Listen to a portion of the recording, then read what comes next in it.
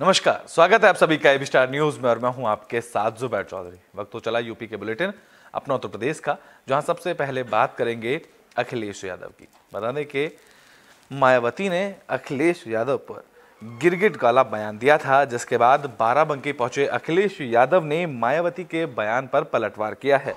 तो समाजवादी पार्टी के प्रमुख अखिलेश यादव और बसपा सुप्रीमो मायावती के बीच जुबानी जंग बढ़ती जा रही है। मायावती के अखिलेश को गिरगिट बताने वाले बयान पर समाजवादी पार्टी के प्रमुख अखिलेश यादव ने पलटवार किया।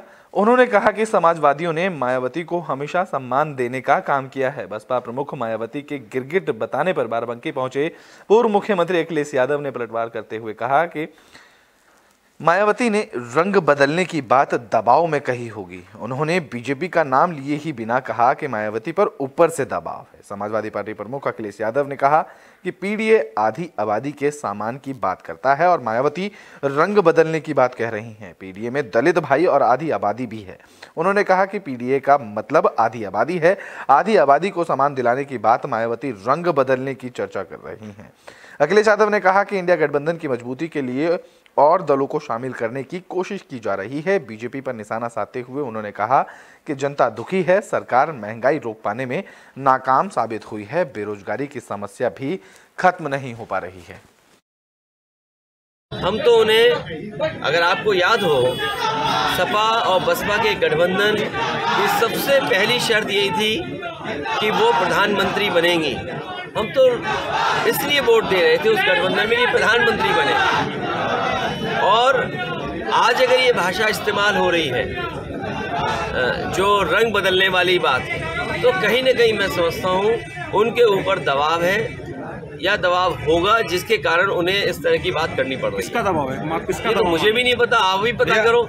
अगर मुझे पता होता तो मैं बोल देता, लेकिन मुझे ये लगता है कि जब बाबा साहब भीमराव अम्बेडकर जी का संविधान खतरे में है, संविधान कैसे बचे, संविधान की रक्षा कैसे हो, जब देश में वो लड़ाई छिड़ी हुई है और उस समय समाजवादी पार्टी पे आरोप लगाते हैं, जिस समाजवादी पार्टी से गठबंधन से तमाम लोकसभा की सीटें जीती हो बहुजन समाज पार्टी, और मैंने आपसे कहा कि गठबंधन में पहली शर्त यही थी कि उन्हें प्रधानमंत्री बनाया जाए।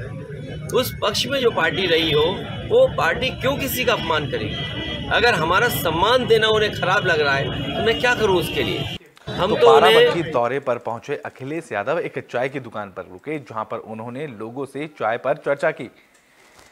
तो समाजवादी पार्टी के राष्ट्रीय अध्यक्ष और पूर्व मुख्यमंत्री अखिलेश यादव बाराबंकी पहुंचे। इस दौरान कार्यकर्ताओं ने उनका जोरदार स्वागत किया। बता दें कि बाराबंकी में अखिलेश यादव एक चाय की दुकान पर रुके, जहां उन्होंने चाय की चुस्की का मजा लिया। दरअसल बाराबंकी दौरे के दौरान अखिलेश यादव अचानक एक दुकान पर रुके थे, जहां अखिलेश यादव ने लोगों के साथ चाय पर चर्चा की। बता दें कि अखिलेश यादव डीएम आवास के सामने ही दुकान पर रुके, जहां उन्होंने वहां मौजूद लोगों से बातचीत की।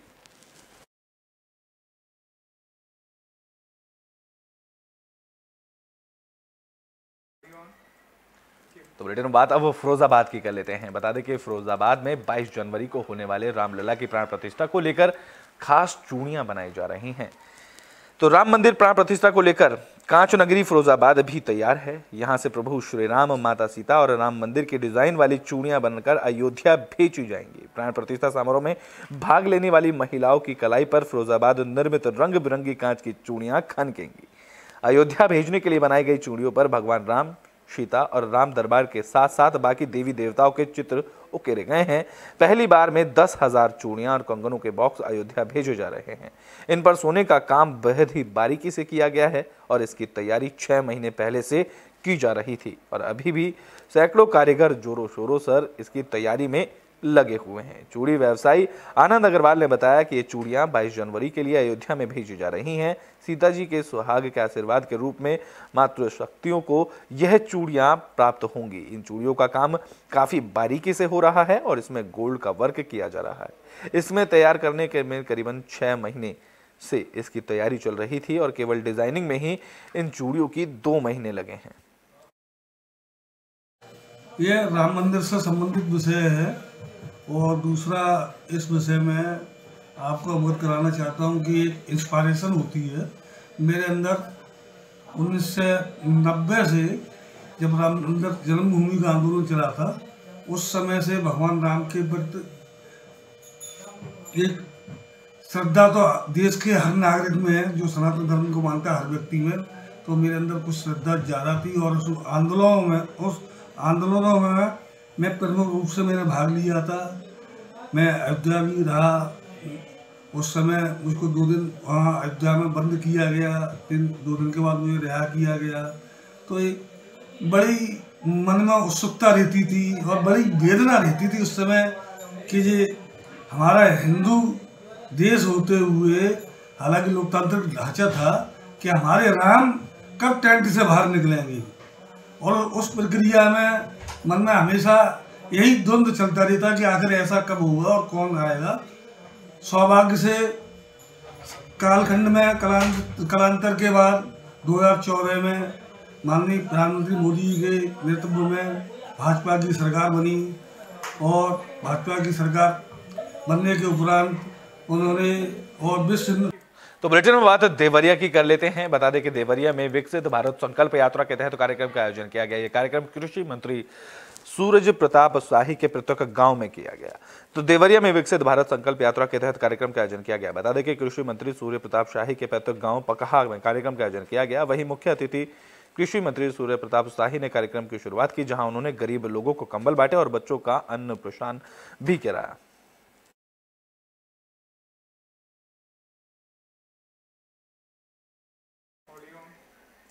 तो बुलेटिन में बात कर लेते हैं फर्रुखाबाद की, जहां फर्रुखाबाद युवा महोत्सव का आयोजन किया गया।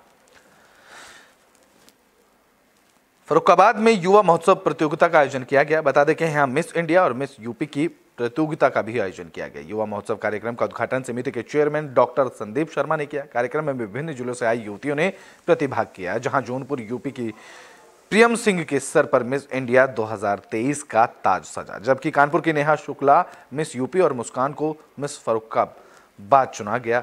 तो वहीं रोहित को मिस्टर फर्रुखाबाद का ताज मिला। इसके अलावा हर्ष को मिस्टर हैंडसम इंडिया और फर्रुखाबाद की शिवानगी चौहान को भी मिस टीन इंडिया चुना गया। तो साथ ही वाराणसी की कौशिश पटेल को मिस पीन यूपी, मेरठ की विदुषी भारद्वाज मिस प्रीटी इंडिया, साथ ही मुजफ्फरनगर के ऋतिक बालियान मिस्टर उत्तर प्रदेश और प्रगति कटियार को मिसेज फर्रुखाबाद के खिताब से नवाजा गया।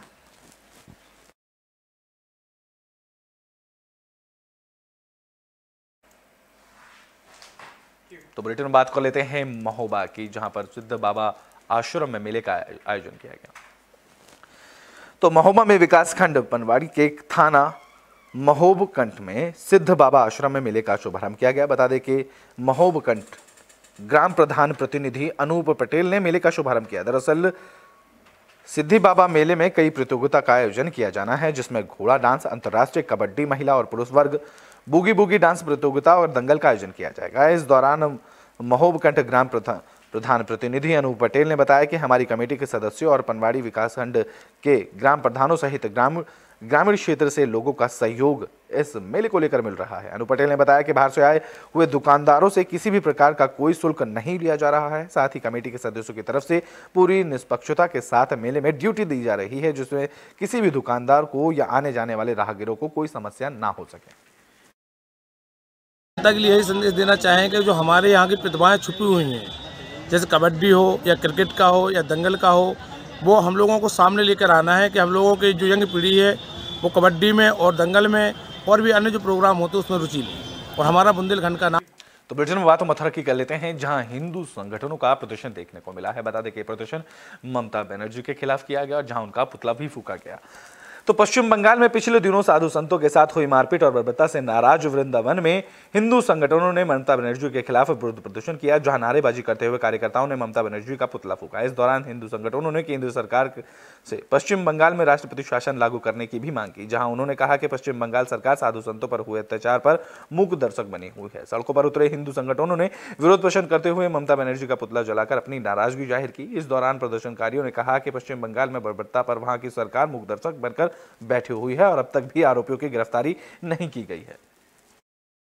आज वृंदावन में सभी सनातनी हिंदू इकट्ठे हुए हैं, जिसमें विश्व हिंदू परिषद के कार्यकर्ता और श्री कृष्ण जन्मभूमि संघर्ष समाज के सभी पदाधिकारी आए हुए हैं।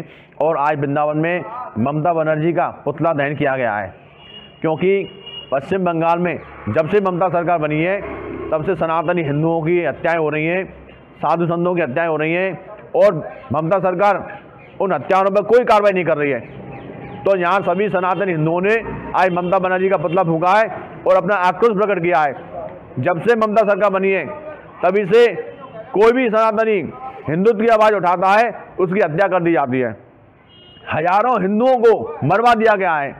ममता सरकार की जांच होनी चाहिए और वहाँ पर उस सरकार को बर्खास्त करके राष्ट्रपति शासन लगना चाहिए। यहाँ पर हम लोग यही मांग कर रहे हैं कि जितने भी हिंदुओं की हत्याएं हुई हैं उनकी भी जांच होनी चाहिए, क्योंकि ममता बनर्जी उन हत्याओं पर कार्रवाई नहीं करती है तो इसका मतलब साफ है कि उस हत्याओं में ममता बनर्जी का हाथ है। इसलिए हमारी माननीय राष्ट्रपति महामहिम से अनुरोध है कि पश्चिम बंगाल सरकार को बर्खास्त किया जाए, बर्खास्त करके वहां पर जांच कराई जाए और जांच करके। तो बुलेटिन में बात कर लेते हैं सिद्धार्थनगर की, जहां पुलिस की सराहनीय पहल देखने को मिली है। पुलिस ने 121 मोबाइल फोन खोए हुए बरामद किए, जिसके बाद पुलिस ने लोगों के खोए हुए मोबाइल उनको लौटाए। तो सिद्धार्थनगर में पुलिस ने 121 मोबाइल फोन लोगों को लौटाए। बता दें कि ये वो मोबाइल फोन हैं जो या तो चोरी हो गए थे या फिर खो गए थे। मोबाइल वापस मिलने पर लोगों ने खुशी जताई और पुलिस का आभार व्यक्त किया। मोबाइल गुम होने की शिकायतें लगातार पुलिस को मिल रही थी, जिसके बाद एसपी ने सर्विलांस टीम को निर्देश दिए थे। अब पुलिस ने 121 मोबाइल फोन लोगों को लौटा दिए हैं। इन मोबाइल फोनों की कीमत करीबन 14,50,000 रुपए की बताई जा रही है, जिससे लोगों ने खुशी जताई और पुलिस का आभार व्यक्त किया। आज हमारे यहाँ सर्विलांस सेल सिद्धार्थनगर पुलिस द्वारा एक बहुत अच्छा कार्य किया गया है। कई जगह से जो फ़ोन खो जाते हैं या लोगों द्वारा गिरा दिए जाते हैं त्रुटिवश, उन सभी फ़ोन्स को बरामद किया गया है। कुल 121 मोबाइल फ़ोन बरामद हुए हैं, जिनकी कुल कीमत 14,50,000 रुपये है। यहाँ लाभार्थियों को बुलाया गया था और उनको फ़ोन दिए गए हैं उनके वापस। और ये जो पूरी कार्रवाई हुई है उसमें जो मुख्य लोग हैं जिन्होंने इस कार्रवाई को किया है, उनका नाम उप निरीक्षक सुरेंद्र कुमार सिंह है, जो कि सर्विलांस सेल के हमारे प्रभारी हैं। मुख्य आरक्षी जनार्दन प्रजापति, मुख्य आरक्षी विवेक मिश्रा, मुख्य आरक्षी हिंद आजाद और आरक्षी अभिनंदन सिंह। तो बुलेटिन में बात कर लेते हैं प्रयागराज के हंडिया की, जहां पर व्हाट्सएप मैसेज पर तलाक देने का मामला सामने आया है। तो प्रयागराज से हैरान कर देने वाली खबर सामने आई। यहाँ एक युवक ने शादी के 7 दिन बाद पत्नी को फोन पर तलाक देने का आरोप लगा है। ये मामला उत्तराव थाना इलाके का है। जानकारी के मुताबिक हसनपुर की रहने वाली सानिया की शादी महाराष्ट्र के शोएब के साथ 7 जनवरी को हुई थी। लड़की के पिता ने बताया कि जब वो लड़के के घर गए तो वहां पर शोएब ने परिजनों से कार की मांग की थी। परिजनों की मिन्नत करने पर किसी तरह से लड़की की विदाई कराई गई। आरोप है कि जब 14 जनवरी को सानिया पति शोएब से फोन पर बात कर रही थी, तभी बातचीत के दौरान शोएब ने फोन पर तलाक देने की बात कही तो सोनिया ने घबराकर फोन काट दिया, जिसके बाद शोएब ने व्हाट्सएप पर मैसेज भेजकर तलाक दे दिया। जब सानिया ने परिजनों से मामले को लेकर शोएब के परिजनों से बात की तो उन्होंने भी शोएब का साथ दिया। अब पीड़ित परिवार ने मामले को लेकर उत्तराव थाने में शिकायत दी है, जिसके बाद पुलिस ने कार्रवाई करने का आश्वासन दिया है। उनके खिलाफ कार्रवाई की जाए, मुझे इंसाफ चाहिए। किसी के साथ भी ऐसा ना हो पाए। मेरे साथ हुआ, मुझे टॉर्चर किया गया, कार की डिमांड किए गए, 14 तारीख को तलाक दी गई।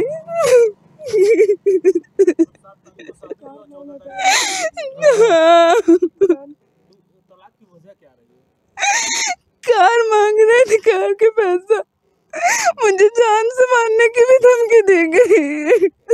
मामला यह है कि 7 तारीख को हमारे बेटी को निकाह हुआ था, बारात आई थी, वो ले गए और कार की मांग कर रहे थे।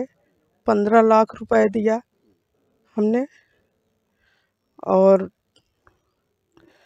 उसने और 10 लाख रुपए कार के लिए मांग रहा था।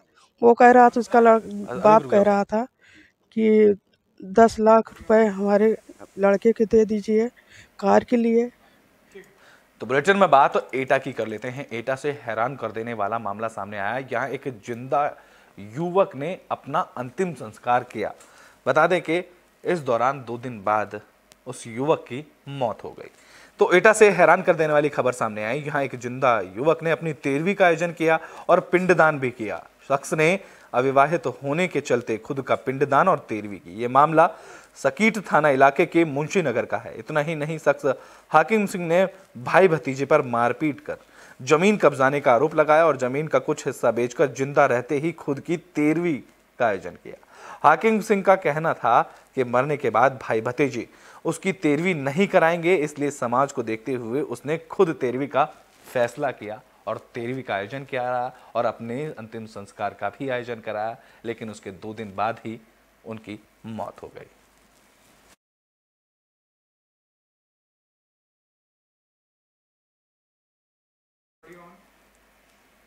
तो बुलेटिन में बात को लेते हैं पीलीभीत की। पीलीभीत में फर्जी साइन कर 2 लाख रुपए निकालने का मामला सामने आया है।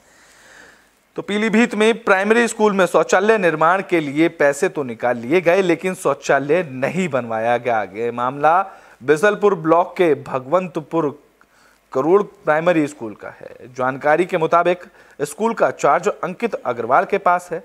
शौचालय निर्माण के लिए उनके खाते में सरकार ने 2 लाख रुपए पिछले साल नवंबर महीने साल 2023 में भेज दिए थे, जिन्हें अंकित अग्रवाल ने उसी दिन निकाल लिया था। लेकिन आरोप है कि उन्होंने शौचालय का निर्माण नहीं कराया है। देखना दिलचस्प होगा कि प्रशासन इस मामले में क्या कार्रवाई उनके खिलाफ करता है।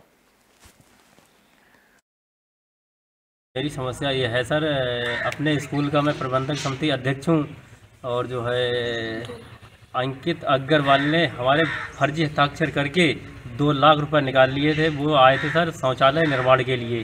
शौचालय निर्माण भी नहीं हो पाया और उनने रुपए गबन कर लिए हैं और हमने बेसिक शिक्षा अधिकारी को भी जो है सूचित किए है, जिला अधिकारी को भी दिया है। कोई उसमें सुनवाई नहीं हुई, कोई जांच नहीं हुई आज तक सर। मेरी समस्या ये है सर, अपने स्कूल का मैं प्रबंधक समिति अध्यक्ष हूँ और जो है अंकित अग्रवाल ने हमारे फर्जी हस्ताक्षर करके 2 लाख रुपए निकाल लिए थे। वो आए थे सर शौचालय निर्माण के लिए।